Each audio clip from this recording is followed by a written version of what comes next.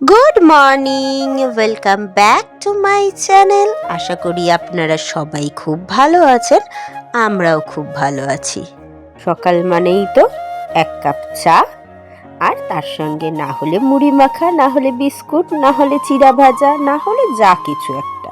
তা আজকে আর অন্য কিছু না নিয়ে বিস্কুট আর চাই করে নিলাম। আর রোজ তো কফি খাই, আজকে আর কফি খেতে ইচ্ছা করলো না। মনে হলো আজকে একটু কড়া করে চা বানাই, তাই কড়া করে সামান্য একটু মিষ্টি দিয়ে চা বানিয়েছিলাম। এবারে চা খেতে খেতে ভাবলাম আগে রান্নাটা বসিয়ে নিই, কারণ ঘরের কাজ তো রয়েইছে। আজকে আবার না ঘুম থেকে উঠতে অনেকটা লেট হয়ে গেছে। কি জানি কেন ঘুমটা ভাঙলো না ফট করে। ওমা, উঠে দেখি 11টা বেজে গেছে। তাই তাড়াহুড়ো করেই ঘরটা ঝাড় দিয়ে আগেই ওই চাটা খেয়ে রান্নায় চলে আসলাম। এবারে এই যে ভোলা মাছ এনেছিল বাপন, তাই ভোলা মাছটাকে নুন হলুদ মাখিয়ে সেটাকে ভালো করে লাল লাল করে ভেজে নিচ্ছি। আর এটাকে আজকে ঝাল বানাবো বলে কয়েকটা পেঁয়াজ কুচিয়ে নিয়েছিলাম, সেটাই তেলের মধ্যে দিয়ে দিলাম। পেঁয়াজটাকে একটু হালকা করে ভেজে নেবো যতক্ষণ না একটু নরম হয়ে আসছে। পেঁয়াজ বাটা দিয়ে করলেও ভালো লাগে, আজকে কেন জানি না মনে হলো পেঁয়াজ বাটা দিয়ে না করে পেঁয়াজ কুচিয়ে ভেজে নিই। আর মশলার মধ্যে দিচ্ছি টমেটো, আদা, রসুন আর কাঁচা লঙ্কা পেস্ট। তারপরে এটাকে দিয়েও একটুখানি মশলাটাকে কষাবো, যাতে মশলার যে একটা কাঁচা গন্ধ থাকে না আদা রসুনের, সেটা বেরিয়ে যায়। আর আমার বর তো তেল ঝাল এসব দিয়ে মাছের ঝোল খেতে ভালোবাসে, তাই জন্য বেশিরভাগ ক্ষেত্রে পাতলা ঝোল আমাদের করাই হয় না। এই যে নুন হলুদ লঙ্কার গুঁড়ো, জিরের গুঁড়ো, ধনের গুঁড়ো, সামান্য একটুখানি চিনি দিয়ে মশলাটাকে কষাচ্ছি। এই মশলাটা কষানোর সময় কিন্তু আমি অল্প একটু জল দেব, যাতে মশলাটা পুড়ে না যায়। পোড়া গন্ধ বেরোলে কিন্তু খেতে ভালো লাগে না। আমি মশলা কষানোর সময় অল্প জল দিয়ে দিয়ে ভালো করে তেল ছাড়া পর্যন্ত কষাতে থাকি। এই যে মশলাটা ভালো করে কষিয়ে নিচ্ছি যতক্ষণ না তেলটা ছেড়ে আসছে।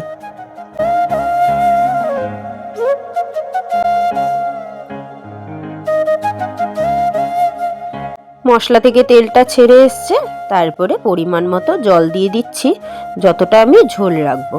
ঝোল যদিও অল্পই রাখবো, কিন্তু একটু বেশি করে জল দিচ্ছি যাতে মাছটা এর সঙ্গে ফুটালে পরে মাছের ভিতরে তেল মশলাগুলো ঢুকে যায়। তো একটুখানি ঝোলটা ফোটা পর্যন্ত ওয়েট করব।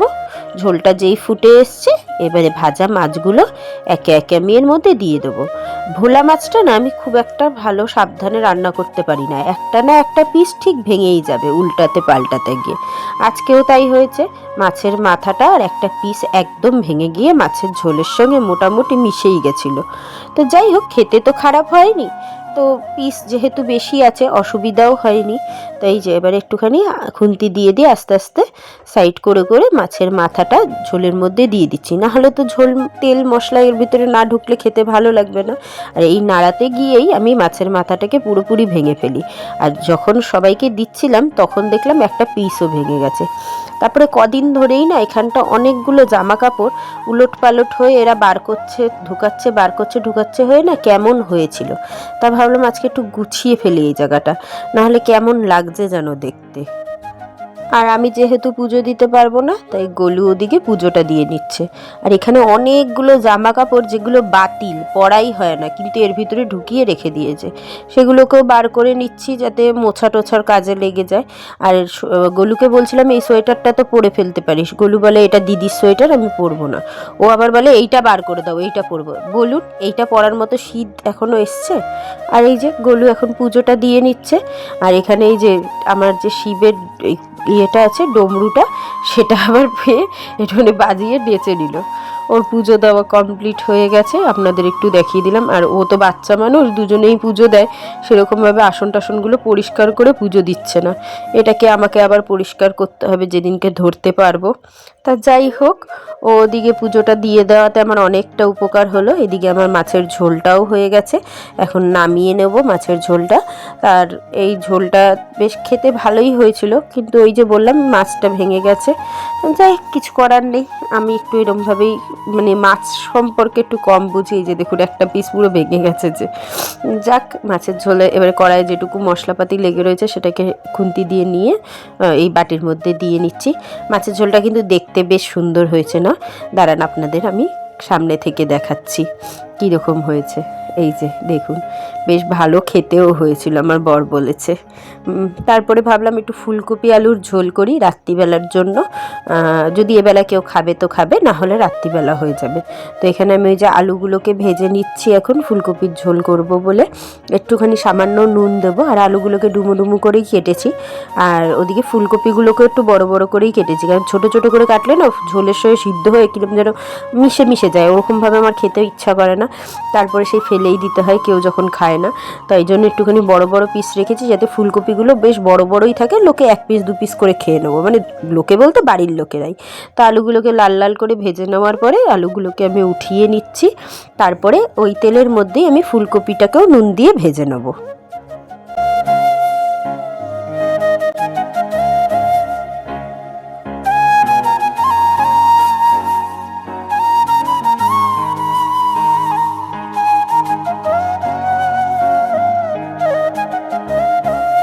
তো হালকা হালকা করে ফুলকপিটা আমি ভেজে নিলাম। এবারে ফুলকপিগুলোকে আমি উঠিয়ে নিচ্ছি। আর আলুটাকে তো আমি ভাজার সময় 80%-এর উপরে ভেজে সিদ্ধ করে নিয়েছিলাম। ফুলকপিটা যাতে সিদ্ধ করার মানে ঝোলে দিয়ে সামান্য ফুটালেই সিদ্ধ হয়ে যায়। তো এখানে মশলার মধ্যে আমি আদা, কাঁচা লঙ্কা আর হলো টমেটো পেস্ট করে নিয়েছি, সামান্য একটু সাদা জিরে দিয়ে। একদম নিরামিষভাবেই তরকারিটা করব। আর রেগুলার মশলার মধ্যে হলুদ, লঙ্কার গুঁড়ো, জিরের গুঁড়ো, ধনের গুঁড়ো আর নুন দিয়ে ওই মশলাটাকে ভালো করে কষাচ্ছি। আর ওই যখন মশলাটা বেটেছিলাম তারপরে না আমি একটুখানি বেশি করে জল দিয়ে নিয়েছিলাম, তাই জন্য এই শুকনো মশলাটা দিয়ে কষানোর সময় আর জল দিলাম না, ওই জলেই মানে ধরবে না, মশলাটা পুড়ে যাবে না। তো এবারে তেলটা ছেড়ে এসছে, আর এখন বুঝতে পারছি অনেকটাই তেল দিয়ে দিয়েছি ভুল করে, এতটা তেল দেওয়ার দরকার ছিল না। তো যাই হোক, দিয়ে যখন দিয়েছি এখন তো আর তেল উঠিয়ে রাখতে পারবো না।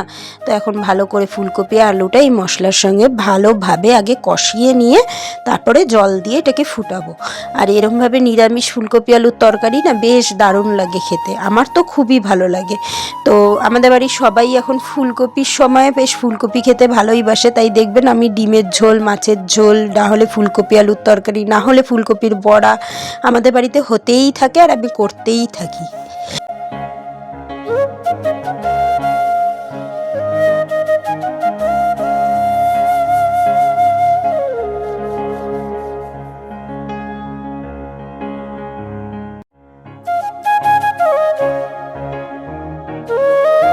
তো দুপুরের রান্না যেহেতু হয়েই গেছিলো, তাই জেঠু বললো আমাকে ভাত দিয়ে দাও। আর ফুলকপিটা তো বললামই রাতের জন্য করছি, যদি কেউ খায় তো খাবে। আর জেঠু অত ফুলকপির ঝোল খেতে চায় না, তাই জন্য জেঠুর ভাতটা ভালো করে একটু চটকে নিয়ে আমি ওই মাছের ঝোল দিয়ে মেখে দিচ্ছি।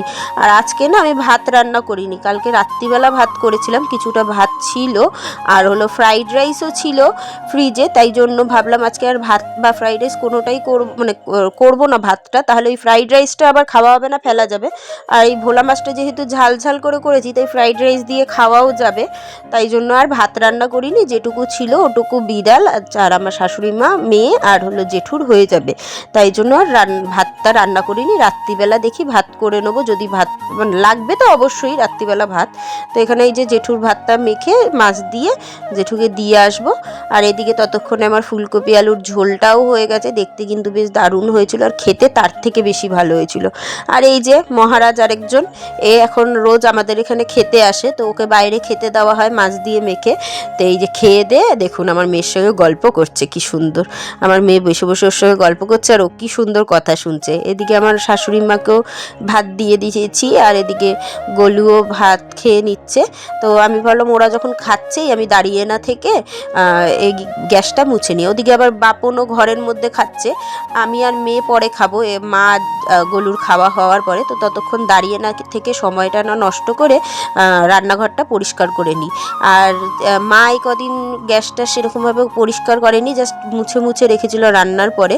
যে কদিন মা রান্না করেছিল, মানে আমি যে কদিন রান্নাঘরে একদমই আসতে পারিনি বা মার বাড়িতে ছিলাম সে কদিন, তো সেই জন্য এইগুলো না তেলচিটা হয়েছিল।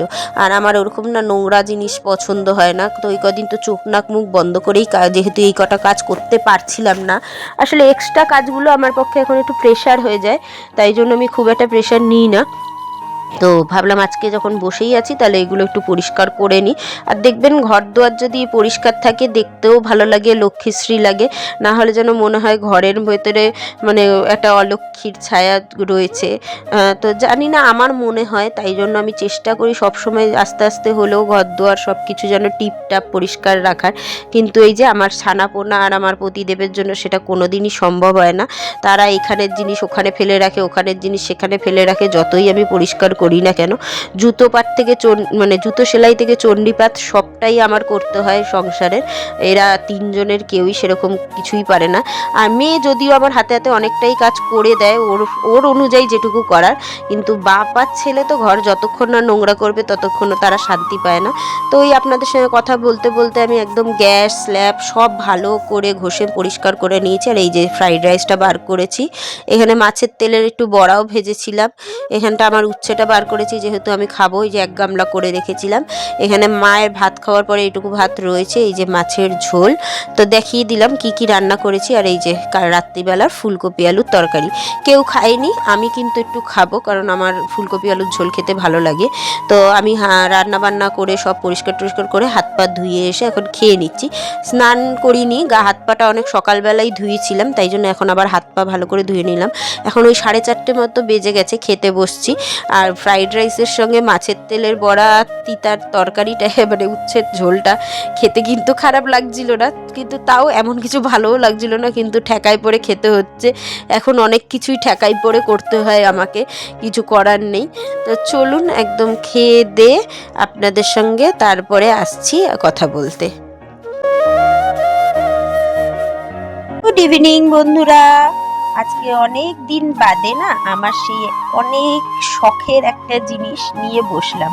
আমি কিন্তু এই মেহেন্দি পরতে বা মেহেন্দি পরাতে দুটোই খুব ভালোবাসি। একটা সময় এটাকে প্রফেশন হিসেবে নিয়েছিলাম, ইচ্ছাও ছিল খুব ভালো জায়গা থেকে শিখবো, কিন্তু আর হয়ে ওঠেনি। আর এখন তো কোনো মতেই পসিবল না, কারণ আমি এখন আর কোনো কিছুই প্রফেশন ভাবে নিতে বা শিখতে ইচ্ছা করে না, কারণ আমি আর পারছিও না নিজেকে কাজের সঙ্গে যুক্ত রাখতে।